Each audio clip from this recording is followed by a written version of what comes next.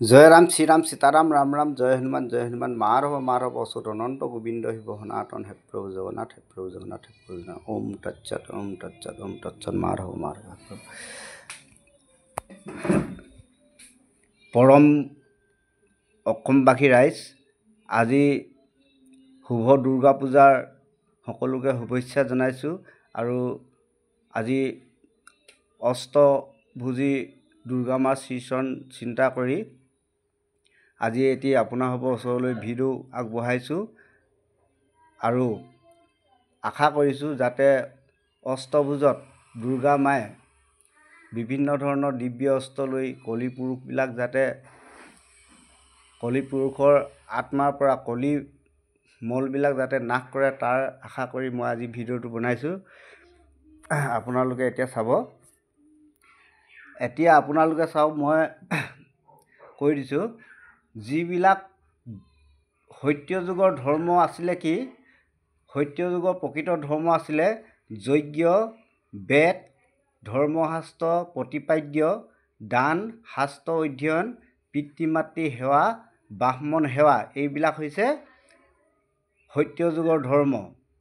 ইয়াতে সোমাই আছে সত্য, সুচ, দয়া, ক্ষমা। আৰু আপোনালোকে এই বস্তুটো পঢ়িব, তেতিয়া আপোনালোকে ইয়াতে পাব। মই যেনেকৈ কৈছোঁ তেনেকৈয়ে পাব। আপোনালোকে এইখিনি পঢ়িব লাহেকৈ, মই দি দিছোঁ বাৰু। এইটো এক চাইডকৈ দিওঁ, তেতিয়া বেছি সুবিধা হ'ব। এইটো ছাইড দিছোঁ, তাৰপৰা আকৌ এইটো ছাইড দিছোঁ, চাব।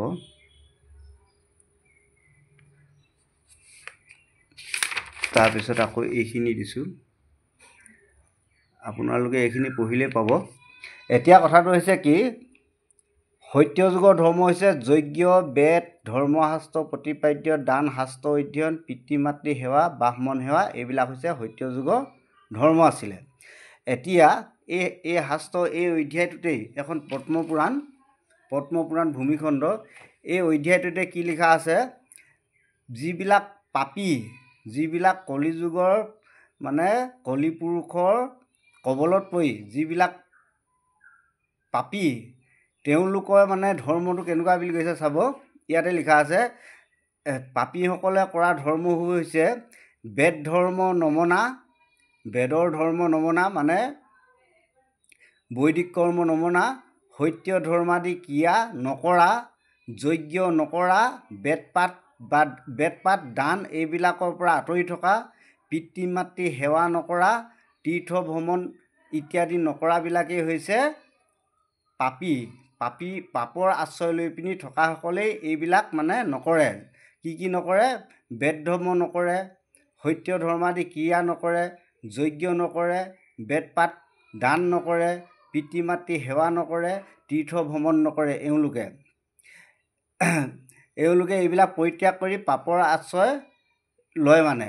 এতিয়া আপোনালোকে এইটো প্ৰমাণটো পাইছেই। এইটো পদ্মপুৰাণ ভূমিখণ্ড 69 অধ্যায়, ইয়াত আপোনালোকে পঢ়িব, ধুনীয়াকৈ পাব। এতিয়া কথাটো হৈছে কি, মানে এজনে কি কৰি আছে, এই মই কৈয়ে দিছোঁ আৰু ৰামপাল বুলি যোৱাজনে কৈছে কি, এই বেন ৰজাৰ আদৰ্শ লৈ পিনি মানে পিতৃ মাতৃ সেৱাৰ পৰাও মানুহক বিৰত কৰি ৰাখিছে। তেওঁ পিতৃ মাতৃ সেৱাও কৰিব নালাগে বুলিছে। পিতৃ মাতৃ সেৱা নকৰাকৈ মানে এই বকুণ্ঠ মানে মহাধাম পাবগৈ বুলিছে। এতিয়া সেইজনেই আকৌ বোলে জগতগুৰু হেনো, তত্ত্বৰক্ষী, এইবোৰ কি কৰিবি আৰু। এতিয়া মানে সেইজনক সেইকোনে কৈছোঁ যে এই পদ্মপুৰাণ এইবিলাক মানে প্ৰথমতে বেন কৰি ল'ব লাগে। এইবিলাক মানে বজাৰত বেচাটো বন্ধ কৰি ল'ব লাগে। তাৰপিছতেহে মানে তেওঁৰ ধৰ্মটো প্ৰচাৰ কৰিব লাগে। নহ'লেতো এইবিলাক যেতিয়ালৈকে থাকিব তেওঁৰ ধৰ্মটো প্ৰচাৰ নহয় চাগে। এতিয়া কথাটো হৈছে কি, কিছুমানে যে কয় যে দুৰ্গা পূজা কৰিব নাপায়, কিন্তু দুৰ্গা পূজা কৰিব নাপায় বুলি শংকৰদেৱে জানো কৈছিলে? শংকৰদেৱে কেতিয়াও দুৰ্গা পূজা কৰিব নাপায় বুলি কোৱা নাই। শংকৰদেৱে মাত্ৰ কৈছিলে কি, বলি বিধানেৰে দুৰ্গা পূজা কৰিব নালাগে বুলি কোৱাটো সত্য। কিন্তু কথাটো হৈছে কি, সেই মানে দুৰ্গা পূজা আমি যদি নৈবেদ্য বা অন্য প্ৰকাৰে ফুল কিবাকিবি অন্যান্য মানে বেলেগ ধৰণে আমি কৰিব নালাগে বুলি মই এতিয়ালৈকে শাস্ত্ৰত ক'তো পোৱা নাই। এতিয়া বস্তুটো হৈছে কি, এতিয়া আপোনালোকে চাব, এইখন পদ্মপুৰাণ পতাল খণ্ড আপোনালোকে এইটো পাবই। এখন পেজটো দেখাই দিছোঁ। আপোনালোকে ইয়াত কি লিখিছে নিজেই পঢ়ি ল'ব, মই নকওঁ। শ্ৰীকৃষ্ণ কৈছে, যিয়ে মোক পাবলৈ একমাত্ৰ ৰাধাকেই ভজনা কৰে, তেতিয়াও মই ৰাধাৰ সৈতে সেই ব্যক্তিক কৃপা কৰি থাকোঁ। হে মহেশ্বৰ, যিয়ে মোক প্ৰাপ্ত হৈছে কিন্তু মোৰ প্ৰিয়া ৰাধাক প্ৰাপ্ত হোৱা নাই, সেই ব্যক্তিয়ে মোকো প্ৰকৃততে প্ৰাপ্ত হোৱা নাই। এই কথা মই তোমাক জনালোঁ। যি ব্যক্তিয়ে এবাৰ আমালোকক প্ৰাপ্ত হৈ মই আপোনালোকৰ বুলিব পৰা হয়, সেই ব্যক্তিয়ে সৰ্বক্ষণে আমাৰ কৃপা লাভ কৰিব পাৰে। সেইবাবেই সৰ্বপ্ৰযত্নে মোৰ আৰু মোৰ প্ৰিয়া ৰাধাৰ শৰণাপন্ন হ'ব লাগে। সেই ৰুদ্ৰদেৱ, যদি তুমি মোক বশীভূত কৰিবলৈ বিচৰা, তেতিয়া মোৰ প্ৰিয়া ৰাধিকাৰ শৰণাপন্ন হোৱা। হে মহাদেৱ, মই তোমাক ব্যক্ত কৰা অতি গোপনীয় কথা সকলোকে নজনাবা। তুমি মোৰ প্ৰিয়া ৰাধিকাৰ শৰণাপন্ন হৈ মই কোৱা যুগল মন্ত্ৰ জপ কৰি মোৰ লগত সৰ্বক্ষণে বিৰাজ কৰিব পাৰিবা। এইবিলাক মানে শাস্ত্ৰত চব লিখা আছে। এইবিলাক এতিয়া এই পাপৰ আশ্ৰয় লৈ পিনি ভাগ ভাগ ধৰ্ম যে কৰি আছে, এইবোৰ চব এতিয়া কল্কি ভগৱানটো মই জনামতে ইতিমধ্যে বিৰাজমানেই।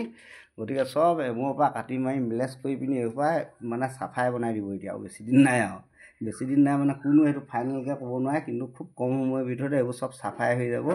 গতিকেলৈ এতিয়া এইবোৰ চব মানে ইয়াত ক'লেই নহয়, যজ্ঞ বেদ ধৰ্ম শাস্ত্ৰ প্ৰতিপাদ্য এইবিলাকৰ আশ্ৰয়লৈ আহক। যজ্ঞ বেদ ধৰ্মশাস্ত্ৰ প্ৰতিপাদ্য দান শাস্ত্ৰ অধ্যয়ন পিতৃ মাতৃ সেৱা ব্ৰাহ্মণ সেৱা এইবিলাকলৈ আহক। আৰু এইবিলাক যিসকলে বৰ্জন কৰি আছে, সেই তেওঁলোককেহে মানে ভগৱানে কাটি মাৰি শেষ কৰিবলৈ বেছিদিন নাই। আৰু মই জনামতেতো বেছিদিন নাই। মানে এতিয়া শাস্ত্ৰটো কৈ আছে যে ভাগৱততে লিখা আছে যে কলি যুগৰ শেষত ৰজা মহাৰজাবিলাক মানে পৰ্বতে ঘূৰাই পলাই ফুৰিব লাগিব। ঠিক তেনেদৰে এতিয়া আপোনালোকেতো দেখিলেই যে কি বুলি কয়, বাংলাদেশৰ কাহিনীটো গম পালেই, নেপালৰ কাহিনীটো গম পালেই, আমাৰ অসমতো এই অৰুণাচলৰ কোনোবা এজনক মানে খেদালি বুলি কোৱা শুনিছেই। এইবিলাক মানে কলিযুগৰ লক্ষণবোৰ হৈয়ে আছে এতিয়া। আৰু কলিযুগত মানে আকাশত 2টা জোন ওলাব বুলি কৈছিলে, সেইটো মই আগতে ভিডিঅ'ত কৰিয়ে থৈ দিছোঁ। সেইটো মানে ভাগৱতত লিখা আছে। আৰু ঘনাই ভূমিকম্প হ'ব বুলি কৈছে। ভূমিকম্প মানে আমাৰ অসমত বা অলপমান কম, কিন্তু বেলেগ বেলেগ জেগাত ঘনাই হৈ আছে। গতিকেলৈ এতিয়া কল্কি ভগৱান মানে তেওঁ ৰূপ লৈ আছেহিয়ে। গতিকেলৈ শাস্ত্ৰৰ পৰা বহুত মানে এইবিলাক মই আগতে কৈছোঁৱেই, এইবোৰ বগা কৰি নাথাকোঁ। গতিকে আপোনালোকে শুদ্ধ সত্য শৌচ দয়া ক্ষমা এইবিলাকৰ অধিকাৰী হৈ লওক। তেতিয়াহে যদি মানে পৃথিৱীত জীয়াই থকা যদি আশা আছে, তাৰ বাকী নহ'লে মইতো শাস্ত্ৰত যিমতে পাইছোঁ সেইমতে কৈছোঁ, মই বনাই পিনি এটাও কোৱা নাই। গতিকেলৈ অকণমান চিন্তা চৰ্চা কৰক। এই মানে বেপাৰী ধৰ্মবোৰ এৰক। এইবোৰ মানে বৰ বেছিকৈ মানে এইবোৰ কলিয়ে পাই পিনি এইবিলাক কৰি আছে। গতিকে এইবিলাকৰ পৰা আঁতৰি থাকক আৰু শুদ্ধ সত্যলৈ আহক। মই হ'লে আগজাননীহে দি দিছোঁ। মই মানে সাধাৰণ নিমিত্ত মাত্ৰহে, বান্দৰৰ পোৱালি সৰু মোৰ। অৰিজিনেল ডাঙৰ বান্দৰজনটো আছে জেগাত, কিন্তু আগজাননী হিচাপে কৰি থৈ দিছোঁ। মানিলে ধান, নেমানিলে ঝাৰি দিলে লাহেকৈ পতান হৈ পিনি উৰি গুচি যাব। মোৰ ক'বলগীয়া নাই। জয় শ্ৰীৰাম সীতাৰাম জয় হনুমান। মাধৱ মাধৱ মাধৱ অচ্যুত অনন্ত গোবিন্দ শিৱ সনাতন। হে প্ৰভু জগন্নাথ, হে প্ৰভু জগন্নাথ। জয় জয় শ্ৰীৰাম সীতাৰাম, জয় জয় শ্ৰী হনুমান। হে প্ৰভু দুৰ্গা মা, হে প্ৰভু দুৰ্গা মা। সকলোকে যাতে সুমতি প্ৰদান কৰে। হে প্ৰভু জয় শ্ৰীৰাম সীতাৰাম।